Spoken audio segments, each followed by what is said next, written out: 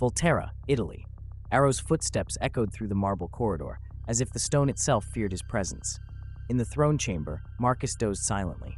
Caius, as always, watched with an impatient expression. Arrow held an ancient letter. The parchment was so old it crumbled between his fingers. "We thought him dead," he whispered. "We wanted him dead," Caius growled. "And yet, he has awakened." Marcus opened one eye, slowly. "Then everything changes." Arrow turned to Jane and Dimitri. "Gather everyone. This time, we will not be enough." Forks, Washington. Alice dropped to her knees in the Cullen living room.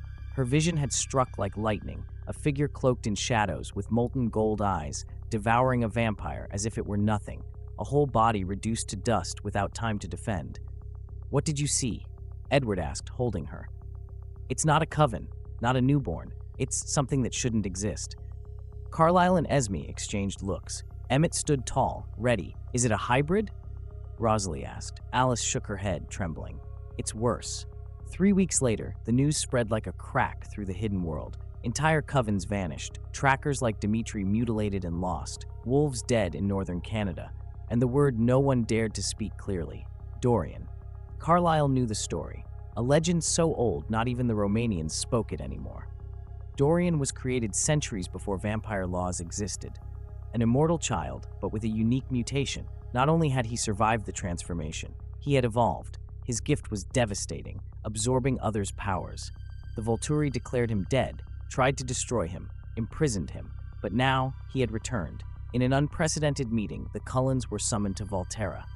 Bella, now with her shield stronger than ever, protected Renesmee while Jacob, in wolf form, refused to leave their side.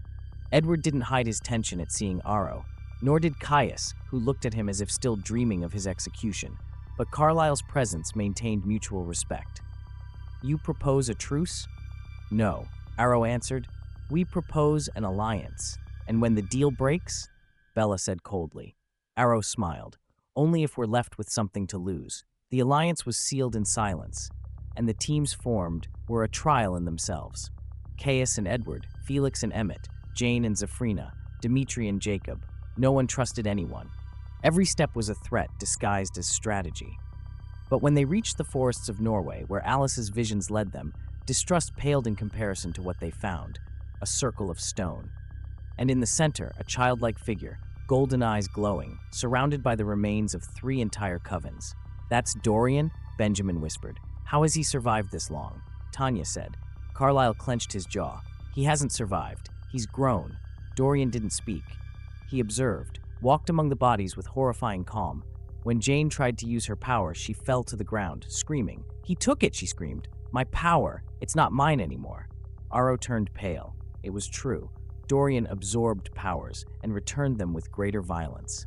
Battle was inevitable. Felix and Emmett charged first, like stone tanks. Dorian stopped them with a single hand. Zafrina tried to blind him with an illusion. It failed. Jacob attacked with fury and was thrown against the trees like a twig.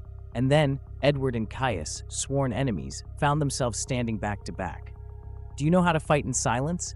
Edward said. "Do you know how to fight without thinking?"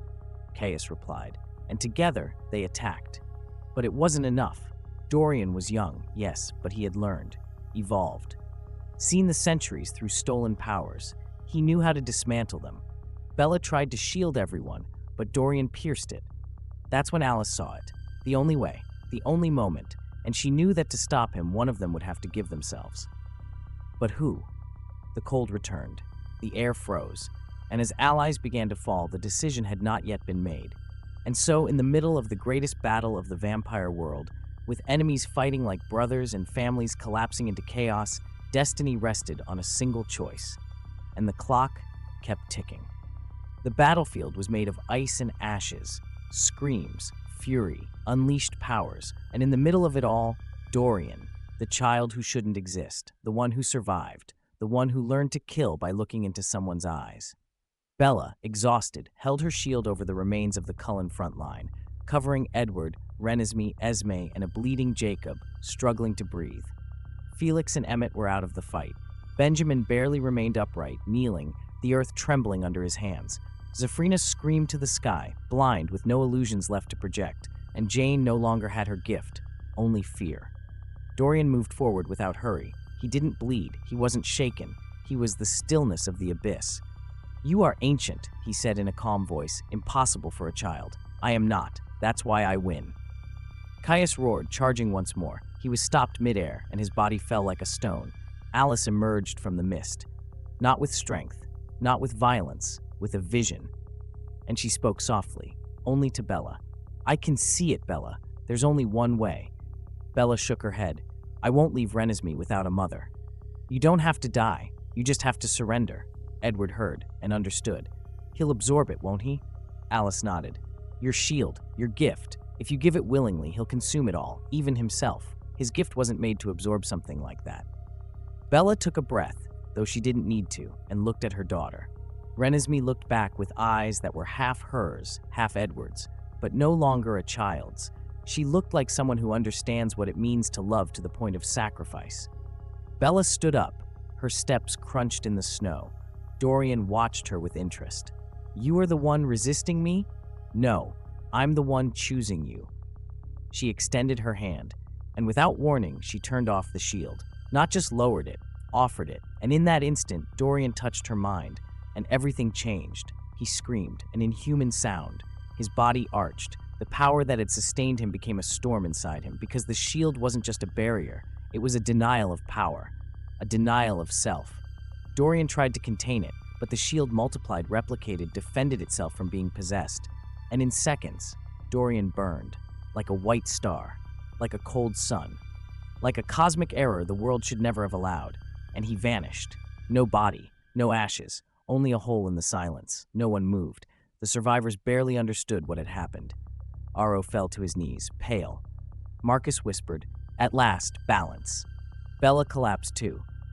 Edward caught her before she touched the ground. "Are you all right?" She opened her eyes. They were no longer red, nor golden. They were transparent, as if something in her soul had returned to the beginning. "I'm here," she whispered. "I'm whole." Days later, the vampire world awoke changed. The clans had witnessed it, the fall of a legend, and an impossible unity. The Cullens returned to Forks, more broken, wiser, but together. The Volturi withdrew. Aro did not speak for weeks, and when he did, it was only to say, "I will never again underestimate those who choose to protect instead of dominate." Renesmee grew up, with the memory of a war that nearly stole her world. Alice continued to see the future, but saw no threats for a long time. Jacob healed. Benjamin returned to the desert. Kate became a legend, and the names of Caius and Edward, who once hated each other, were whispered as those who fought side by side at the end of time. Because in the end, it wasn't the strongest who won, nor the cruelest, nor the wisest. It was the one who chose to give what no one else dared to give, their power. And in that act, Bella Cullen not only saved her family, she saved everyone.